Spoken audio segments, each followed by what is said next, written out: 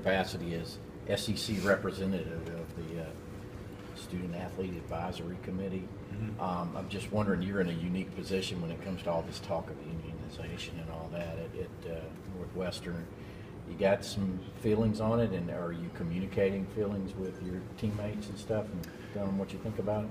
Yeah, initial reactions from the guys are like, wow, that's either a big step in the right direction or a big step in some direction. And that's really what I'm getting from a lot of my teammates right now, and what I'm understanding. There's a lot of misunderstanding from people, and I think the issue is there's a lot of people who aren't informed on the issue. It's not just a money issue, and I think that's what people on the outside kind of think when they look at this. Oh, athletes are just trying to get paid. They need to calm down with this. It's an issue that spans so many more things that apply to student athletes: time constraints, health, concussions, a bunch of stuff. And I think that's the biggest misconception. So I think right now, as the process goes and it plays out, I think education to not only student athletes, but to universities on the issues that are at hand, I think that's going to be vital. It seems like there's some sentiment, it's like the initial reaction is, oh, good, let's get some money, some spending money. But you're saying that, I mean, there's other issues that a union could fight for. There are other issues that a union could fight for, and I think that's the big point that Northwestern tries to make.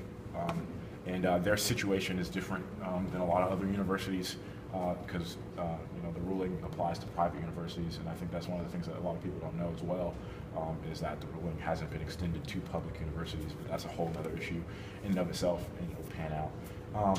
But I think people need to realize that whether it's by unionizing or whether it's by some other means, there are issues that need to be looked at other than just paying athletes. That's not the big issue here. It's student athlete well-being, student athlete experience, and it's got to be student athlete.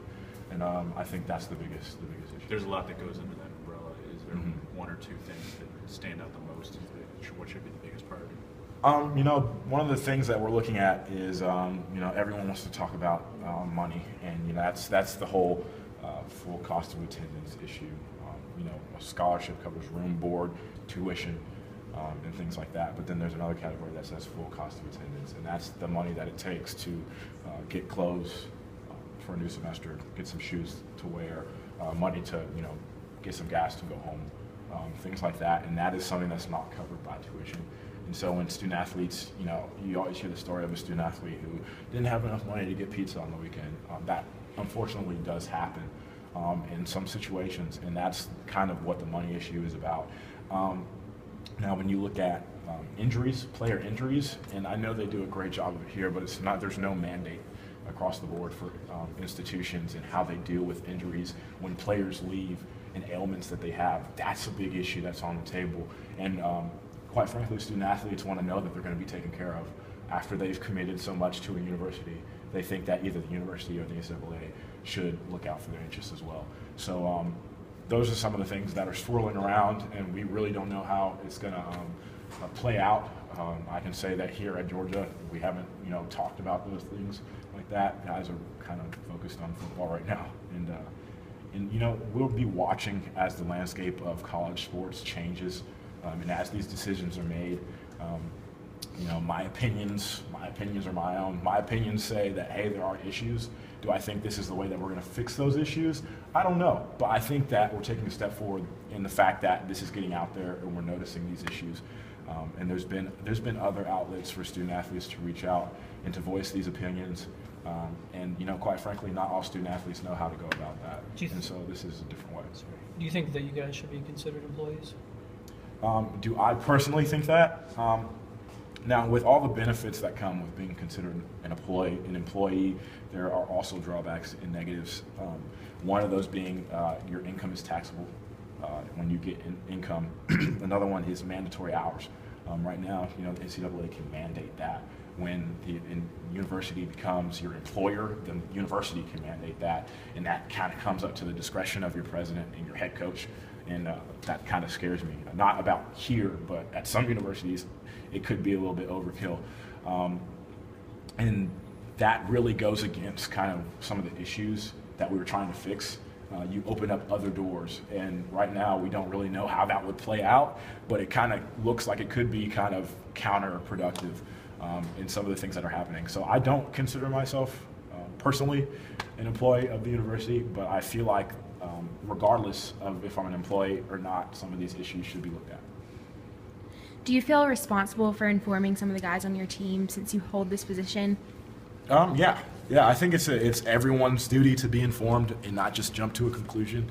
And that's kind of the easiest thing to do when you see an issue like this that's on TV, that's kind of big. You can read like a headline and be like, oh, well, I know what's going on. But I think it's really important for us to delve into this and find out what's really going on and not just what we want to hear.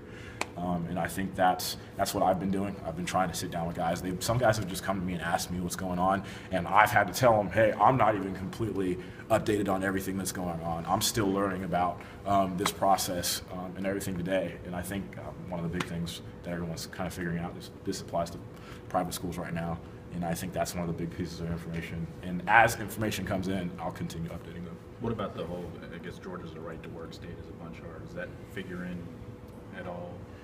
It hasn't with me and talking to my teammates. I mean, as I gather information and stuff, it's not like we're trying to start a movement or anything right now. But, you know, our guys, I don't want to say, our guys are comfortable here, and they definitely want to see change happen.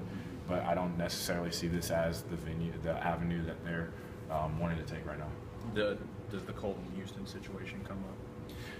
It's come up in other things. It hasn't come up in this per se, but it has the potential to, because it is a textbook case of student health. Does it all bother you that if this does go through, you won't be here to reap the benefits? Does that bother me? No, because this whole time I've been working for someone else. I've been working for student athletes that are coming behind me, and if I can leave the process and leave, college sports in the way that it's going to be better for them, it'll be all right. You want to talk a little football? Sure. Give you a few questions.